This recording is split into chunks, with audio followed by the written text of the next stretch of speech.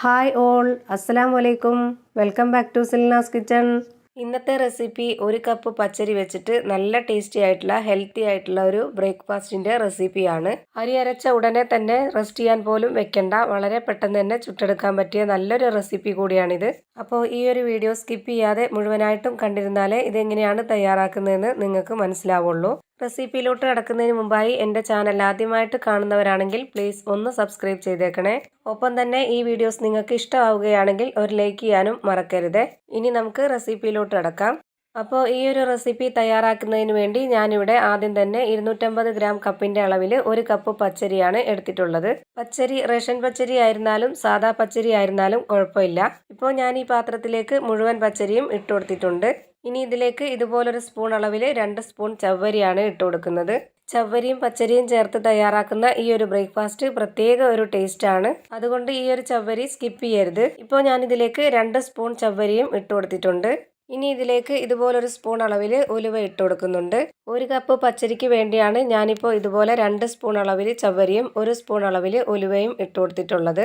നിങ്ങൾ എത്രയാണോ പച്ചരി എടുക്കുന്നത് അതിനനുസരിച്ച് ബാക്കിയുള്ള ഇൻഗ്രീഡിയൻസും കൂട്ടിയെടുക്കണം. ഇനി ഇതിലേക്ക് വെള്ളം ഒഴിച്ചു കൊടുത്തുകൊണ്ട് നന്നായിട്ടൊന്ന് കഴുകിയെടുക്കാം. ഇപ്പോൾ ഇതൊരു 3-4 പ്രാവശ്യം നന്നായിട്ട് വെള്ളം മാറ്റി കഴുകിയെടുത്തിട്ടുണ്ട്.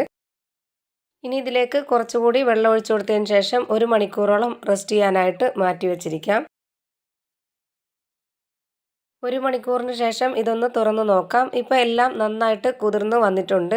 ഇനി ഇത് മിക്സിയുടെ ജാറിലേക്ക് ഇട്ട് കൊടുത്തുകൊണ്ട് നന്നായിട്ടൊന്ന് അരച്ചെടുക്കണം. ഇത് അരച്ചെടുക്കാനായി ഞാനിവിടെ ഒരു മിക്സിയുടെ ജാർ എടുത്തിട്ടുണ്ട്. ഇതിലേക്ക് ഇത് മുഴുവനായിട്ടും ഇട്ട് കൊടുക്കാം. ഇതിൻ്റെ കൂടെ റെസ്റ്റ് ചെയ്യാനായിട്ട് ഒഴിച്ചു വെച്ചിരുന്ന വെള്ളവും കൂടിയാണ് ഞാനിപ്പോൾ ഇതിലേക്ക് ഒഴിച്ചു കൊടുത്തിട്ടുള്ളത്.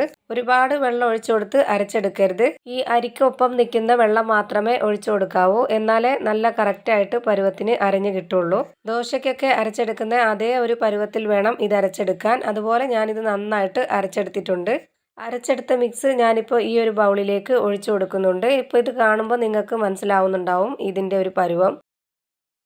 ഇനി ഇതിലേക്ക് ഒരു നുള്ള് സോഡാപ്പൊടി ഇട്ട് കൊടുക്കാം. ഇനി ഇതിലേക്ക് ആവശ്യത്തിനുള്ള ഉപ്പും കൂടി ചേർത്ത് കൊടുത്ത് നന്നായിട്ടൊന്ന് ഇളക്കി യോജിപ്പിക്കുന്നുണ്ട്. ഇപ്പോൾ ഇത് നന്നായിട്ട് ഇളക്കി യോജിപ്പിച്ചെടുത്തിട്ടുണ്ട്. ഇത്രയും മതി. ഇനി ഇതിൻ്റെ പരുവം ഞാൻ കറക്റ്റായിട്ട് ഒന്നുകൂടി കാണിച്ചു തരാം. ഇതുപോലെ ഒരു കയ്യിൽ വെച്ച് കോരിയെടുക്കുമ്പോൾ നമുക്ക് അറിയാൻ പറ്റും ഈ ഒരു കട്ടിയിലാണ് നമുക്ക് മാവ് റെഡിയായി കിട്ടേണ്ടത്.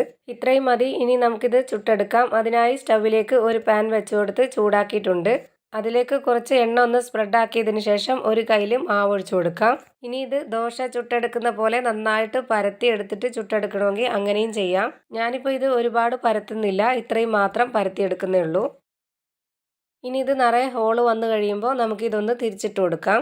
ലോ ടു മീഡിയം ഫ്ലെയിമിൽ ഇട്ടിട്ട് വേണം ഇത് ചുട്ടെടുക്കാനായിട്ട്. ഹൈ ഫ്ലെയിമിൽ ഇട്ട് കഴിഞ്ഞാൽ പെട്ടെന്ന് കരിഞ്ഞു പോവും. ഇപ്പോൾ ഞാനിത് തിരിച്ചിട്ട് കൊടുത്തിട്ടുണ്ട്. ഈ ഒരു ഭാഗം കൂടി ഒന്ന് വെന്ത് വരട്ടെ. 1 മിനിറ്റ് ഈ ഒരു ഭാഗം വെന്തതിന് ശേഷം ഒന്നുകൂടി തിരിച്ചിട്ട് കൊടുക്കാം. ഇനി ഞാനിതിന് മുകളിലേക്ക് കുറച്ച് എണ്ണയൊന്ന് സ്പ്രെഡാക്കി കൊടുക്കുന്നുണ്ട്. എണ്ണ വേണ്ടാത്തവർക്ക് അത് സ്കിപ്പ് ചെയ്യാം. ഇപ്പോൾ ഇതിൻ്റെ 2 സൈഡും നന്നായിട്ട് വെന്ത് കിട്ടിയിട്ടുണ്ട്. ഇനി ഇത് പാനിൽ നിന്നും എടുത്തു മാറ്റാം.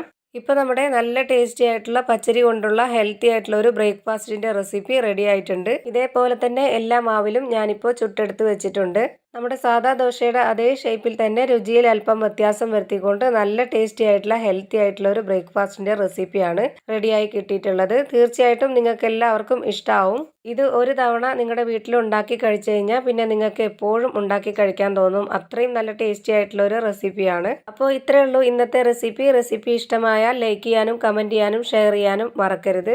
ഞാനിടുന്ന പുതിയ വീഡിയോസ് നോട്ടിഫിക്കേഷനായിട്ട് കിട്ടുന്നതിന് വേണ്ടി സബ്സ്ക്രൈബ് ചെയ്ത് ബെല്ലൈക്കൺ അമർത്തി അതിൽ ഓൾ എന്ന ഓപ്ഷൻ എനേബിൾ ചെയ്ത് കൊടുക്കാനും മറക്കരുത്. പുതിയൊരു വീഡിയോയുമായി വീണ്ടും വരും. Thank you for watching.